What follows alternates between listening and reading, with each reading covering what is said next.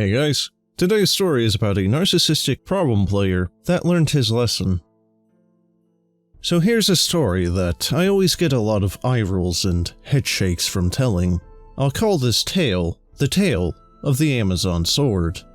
At the time of the story, AD&D 2nd edition was the big one, and I had a few friends that were really into playing. This group included one of my longest time friends, but he could be really hung up on himself sometimes, and acted a lot more self-important and pedantic than his actual smarts warranted. But even though we would butt heads now and then, neither of us had a huge social circle, so our status as some of our high school's only RPG geeks kept us sticking together. I say all this to illustrate that while he could be awfully frustrating, he wasn't a horrible person. He just had his moments where he was a lot worse in his behavior, and this story is the crown jewel of his attitude from back at that time. The party was well-rounded, with a cleric, a mage, a paladin, a rogue, and a fighter. Enough to give the group a nice, versatile skill set.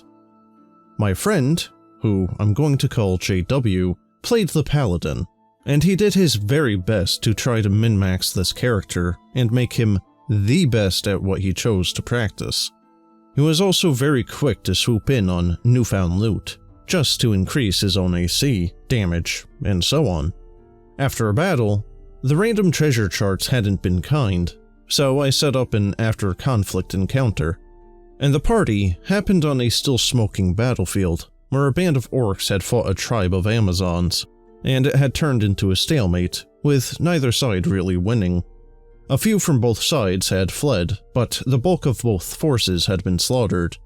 I used my own judgment in scattering some pouches of gold, salvageable weapons, armor, and even a couple of magical items into all the stuff littered on the ground. And knowing how overproud JW was of his big, handsome, and studly paladin, who he even joked about naming Sir Fuxalot.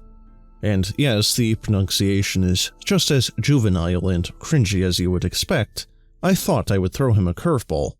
After a detect magic spell was cast, I pointed out that the strongest vibe came from a gorgeous, still sheathed sword that laid across the arms of the Amazon Queen's throne, over her dead, not even cold yet body.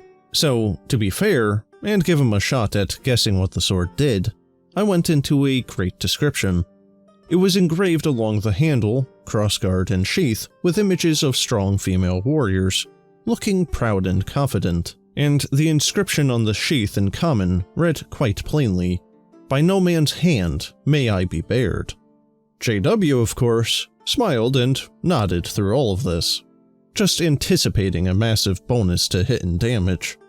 "I take the sword and hang it on my belt." Okay. You can feel the steady pulse of the sword's magic, but you don't feel different. You doubt that there is any passive ability starting to take hold. "Well, I'm going to draw it." Are you sure? You do remember the inscription on the sheath. Yeah, I'm sure. I want to draw the sword. Oh boy, okay. Well, you want it, you got it.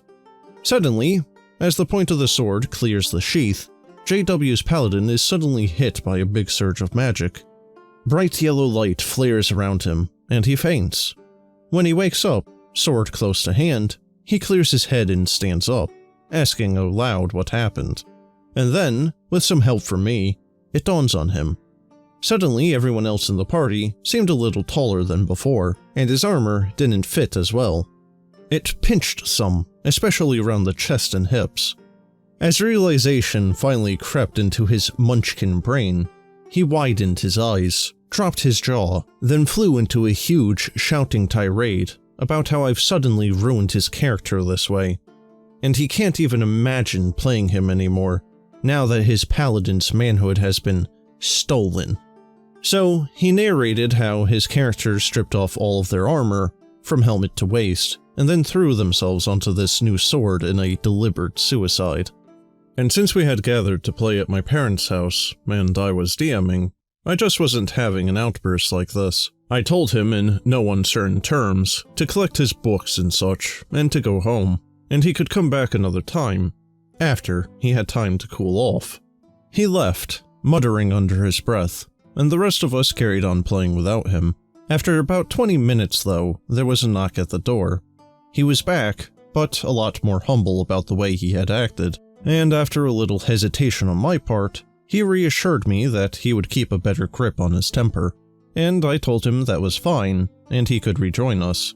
But another flare-up like that, and he would be done with the campaign, period. The campaign lasted for a few more months, until some of the other players got too busy with other things to keep showing up on the regular. But for all the drama, I can look back on it and smile, because I now have quite a topper when other people start in about problem players who don't understand those things called hints. JW and I don't hang out anymore, and since then, he's only turned into more of a narcissist, and doesn't spend his time with anyone who's not willing to kiss his butt daily. So, needless to say, yeah, I'm not doing that. Well guys, at least for a short term, this problem player kind of learned his lesson. It's just too bad it didn't really stick and he became a worse one later on, but I guess that's kind of just the way these things go. But in any case, that's the end of this story, and have a good one.